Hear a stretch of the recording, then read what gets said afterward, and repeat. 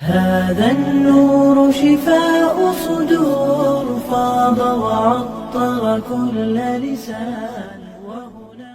میں آپ کے سامنے گزشتہ خطبے میں بھی یہ بات رکھ چکا ہوں کہ حرف آخر قول فیصل رسول اللہ صلی اللہ علیہ وسلم کا فرمان ہوتا ہے۔ اختلاف کا ہو جانا، اختلاف ہو گیا ایک کسی مسئلے پہ، یہ کوئی بڑی بات نہیں ہے، لیکن اختلاف ہو جانے کے بعد فَإِن تَنَازَعْتُمْ فِي شَيْءٍ، اگر ہو گیا اختلاف تو کس کی طرف پلٹا جائے گا؟ دو گروہوں میں، دو فریقین میں، آپ ایک بات کو دین کہتے ہیں، میں اس کو خلاف دین کہتا ہوں، کیسے فیصلہ ہوگا؟ فَرُدُّوهُ إِلَى اللَّهِ وَالرَّسُولِ، اللہ اور اس کے رسول کی طرف لٹا دیجئے۔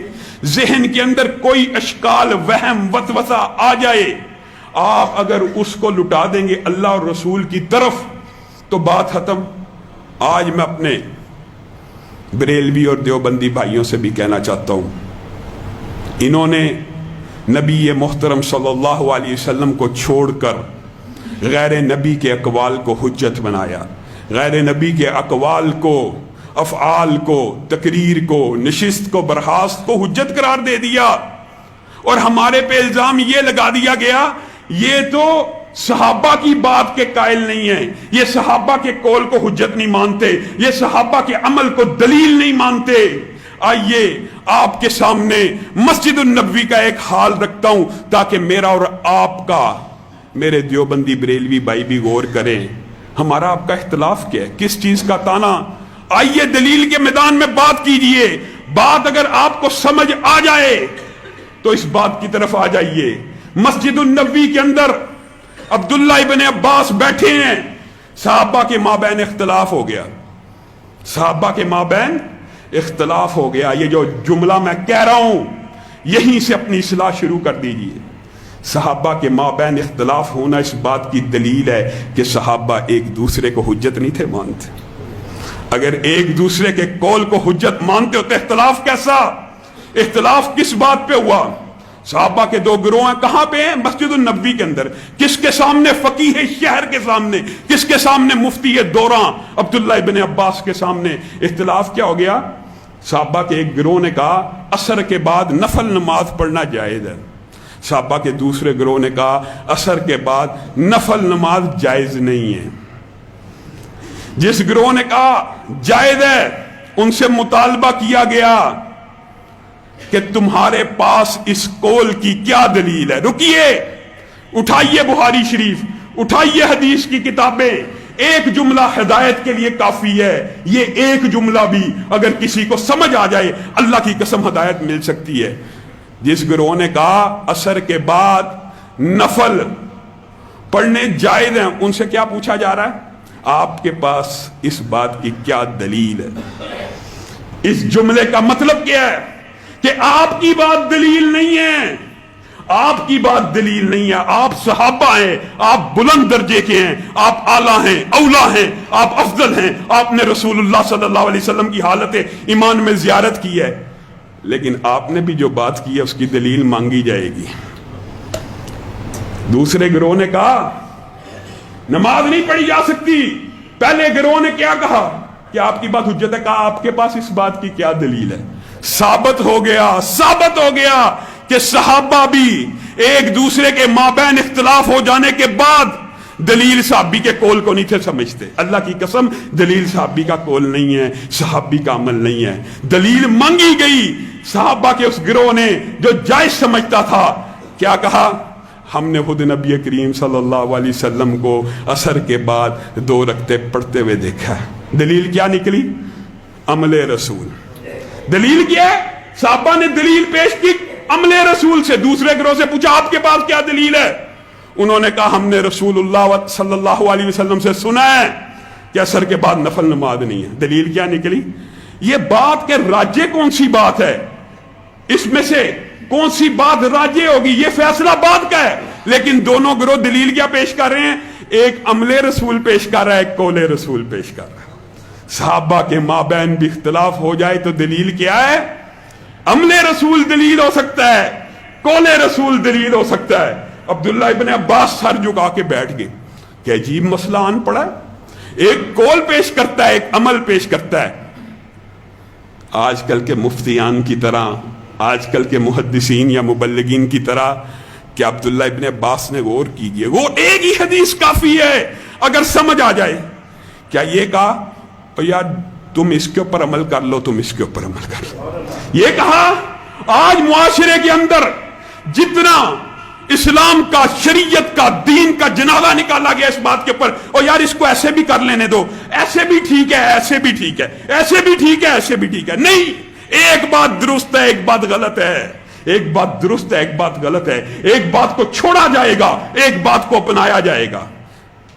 جو بات راجح ہوگی اس کو اپنا لیا جائے گا، جو مرجوع ہوگی، جس کے دلائل ہوں گے اس کو چھوڑ دیا جائے گا.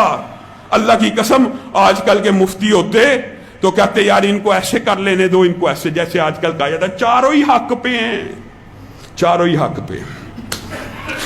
اور یار کسی کو چھیڑو نہ، ان کو کر لینے دو. نہیں نہیں، صحابہ کا یہ طرز عمل نہیں تھا. عبداللہ ابن عباس نے اپنے غلام آزاد کردہ ابو کریب کو کہا جاؤ، مسئلہ سمجھ نہیں آیا. اور یہ بھی بات سن لیجئے، کس کو سمجھ نہیں آ رہا؟ عبداللہ ابن عباس کو سمجھ نہیں آیا. کیا انہوں نے تعلیم مزید حاصل کرنا، دلیل مانگنا بند کر دی؟ تم یہاں پہ ہمیں درس دیتے ہو، کول امام آ جائے آگے دلیل نہیں مانگنی. یہاں پہ کول صحابہ ہے، عمل صحابہ ہے، صحابہ آپس میں بیٹھے ہوئے ہیں، دلیل مانگی جا رہی ہے. اگر صحابہ سے دلیل مانگی جائے گی تیرے مولوی سے کیوں نہیں مانگی جائے گی؟ تیرے امام سے کیوں نہیں مانگی جائے گی؟ وجہ بتائیے.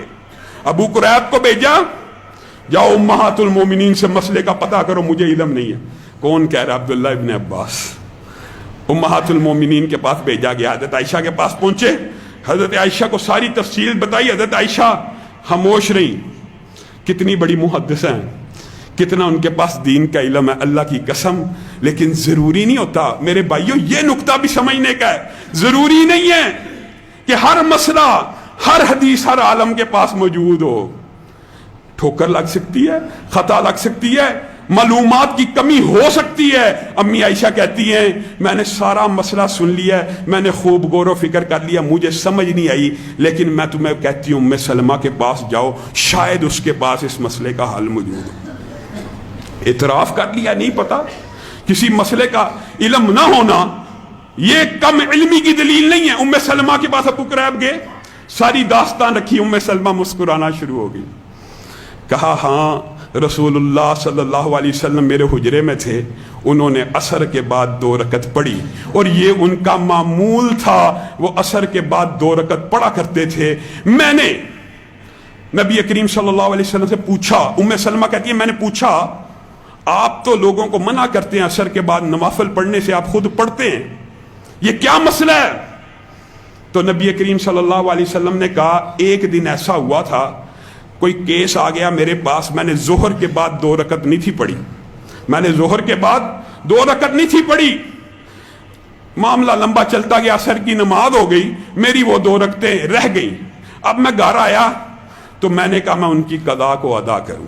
میں نے وہ 2 رکعتوں کو ادا کیا.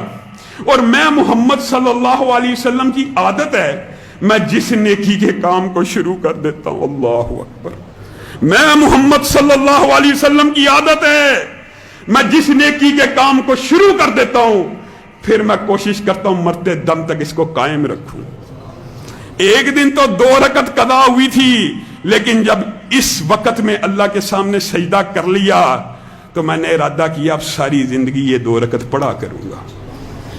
ام سلمہ نے کہا اگر کسی دن ہماری ظہر کی 2 رکعتیں رہ جائیں کیا ہم بھی پڑھ لیا کریں عصر کے بعد؟ نبی کریم صلی اللہ علیہ وسلم نے کہا نہیں، ہرگز نہیں، یہ میں محمد صلی اللہ علیہ وسلم کا حادثہ ہے.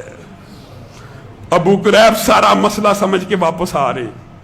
ابو قریب کون ہے؟ ایک غلام ہے. کون؟ آزاد کردہ. کون انتظار کر رہا ہے؟ صحابہ کی 2 عظیم جماعتیں ایک غلام کا انتظار کر رہی ہیں. کس وجہ سے؟ غلام کی قدر و منزلت کی وجہ سے نہیں، غلام جو علم لے کے آ رہا ہے اس کا انتظار ہو رہا ہے، غلام جو حدیث لے کے آ رہا ہے اس کا انتظار ہو رہا ہے. اللہ کی قسم صحابہ ایک غلام کے انتظار میں بیٹھے، آ کے کیا مسئلہ بیان کرتا ہے.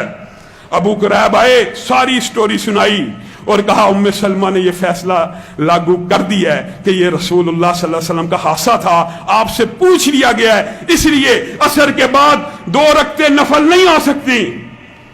جو صحابہ سے ضد پہ اڑ گئے. کہا نہیں نہیں، ادھر فرمانے رسول سنا کس سے؟ ایک غلام سے سنا. لوگوں ایک غلام سے حدیث رسول ایک بچہ لے کے آ جائے، ایک ان پڑھ لے کے آ جائے، ایک عالم لے کے آ جائے، ایک جاہل لے کے آ جائے، صحابہ کے طریقے کو اپنا لو. ایک غلام حدیث لے کے آ رہا ہے جو صحابہ جن کا موقف تھا کہ عصر کے بعد ہم نے خود دیکھا ہے رسول اللہ کو نماز پڑھتے ہوئے، کہنے لگے ہم رجوع کرتے ہیں، ہم رجوع کرتے ہیں، ہم اپنے موقف سے رجوع کرتے ہیں. کفار مسلط ہم پہ ہوئے، اسلام سے جب ہم